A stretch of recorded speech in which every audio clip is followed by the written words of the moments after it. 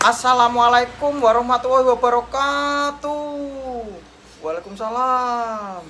Hai guys, kembali lagi di channel saya yang berjudul Mbak Tutor.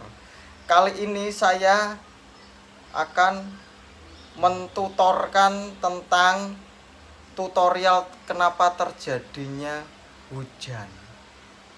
Maaf ya guys, namanya Mbak Tutor, tapi yang bicara Mas Tutor. Nggak apa-apa ya guys ya. Besok tak pakai kerudung kalau disuruh beneran jadi mbak-mbak. Hujan merupakan salah satu fenomena alam yang kerap dijumpai dalam kehidupan sehari-hari ya guys. Kalian pasti kan tahu kan, dari kecil sampai yang tua, dari yang tua sampai yang muda, dari yang muda sampai yang kecil lagi itu pasti tahu hujan itu apa. Hujan itu ya air yang turun dari langit. Cuman hujan itu ada teorinya guys, nggak cuman air yang jatuh dari langit. Fenomena hujan termasuk dalam bagian dari proses terbentuknya air di bumi. Jadi salah satunya itu hujan itu yang istilahnya di bumi itu kenapa bisa terjadinya banyak air dari sungai di mana-mana itu ya salah satunya pendukungnya dari hujan itu. Hujan itu ada teorinya. Yang pertama adalah evaporasi. Evaporasi ini adalah proses pengubah air yang berwujud cair menjadi air dalam wujud gas atau menguap, kayak kita waktu itu namanya apa? Menggodok, memasak ya, memasak air itu kan kalau kita tutup pancinya itu biasanya kan terjadi penguapan ya guys ya. Dan dari uap itu bisa keluar air-air itu namanya evaporasi. Hal ini memungkinkan gas tersebut naik ke atas atmosfer bumi. Jadi di gasnya itu naik ke atmosfer.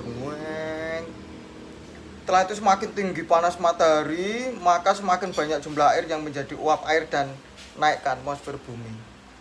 Itu namanya evaporasi. Dan kedua itu transpirasi. Bukan transmigrasi. Kalau transmigrasi kan perpindahan manusia ke kota dari kota A ke kota B kayak gitu. Transpirasi ini tahap lainnya adalah penguapan air.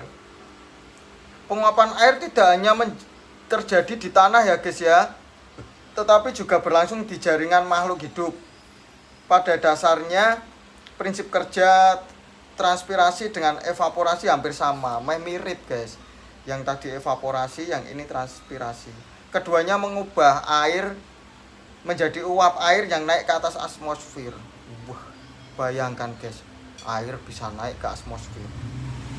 Transpirasi adalah proses penguapan pada tumbuhan ketika melakukan pernapasan. Tumbuhan juga bernapas guys, nggak cuman kamu. Akan tetapi jumlah air yang menjadi uap melalui transpirasi umumnya jauh lebih sedikit dibandingkan uap air yang dihasilkan melalui evaporasi. Jadi intinya uap airnya itu yang dihasilkan itu lebih sedikit, tapi tetap saja melalui evaporasi. Yang pertama tadi. Yang ketiga kondensasi. Wah, jenengnya itu angel-angel sekali ya guys ya, kamu harus benar-benar tahu. Tapi belakangnya sih semua guys yang bikin mudah itu.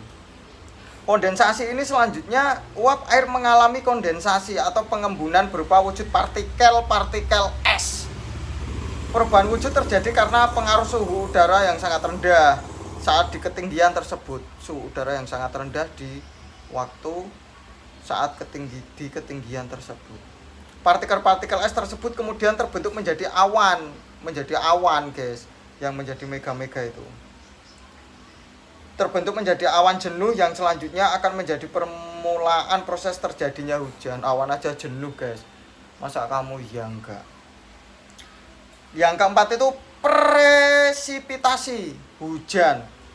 Tahapan inilah menjadi tahap terjadinya hujan. Pasalnya pada tahapan ini awan-awan jenuh yang berisi titik-titik air di atmosfer bertambah dingin. Wah, di sana berarti suhunya tambah dingin guys kalau di atas guys. Hal tersebut membuatnya awan semakin berat, sehingga akhirnya titik-titik air yang dikandungnya turun ke permukaan bumi. Peristiwa jatuhnya titik-titik air dari atmosfer ke permukaan bumi inilah yang dinamakan hujan. Bila suhu yang ada di sekitar kurang dari 0 derajat Celcius, kemungkinan akan terjadi hujan salju atau es. Jadi kalau derajatnya itu benar-benar minus itu bisa terjadi salju atau hujan es itu kayak di Eropa. Dan kemarin-kemarin pun di Indonesia masih terjadi itu guys. Nggak terlalu banyak, cuman ya lumayan kalau dikumpulin bisa bertremos-tremos ya guys ya. Air hujan yang sudah jatuh ke tanah sebagian akan meresap ke dalam tanah sebagai air tanah, sebagian lagi mengalir ke laut. Berdasarkan proses terjadinya tersebut, kita juga dapat mengelompokkan hujan menjadi 3 jenis diantaranya. Yang 3 jenis itu kita akan bahas lagi di tutor selanjutnya. Oke ya guys ya. Demikian tutor tentang terjadinya hujan dari saya. Wassalamualaikum warahmatullahi wabarakatuh. Nak nai.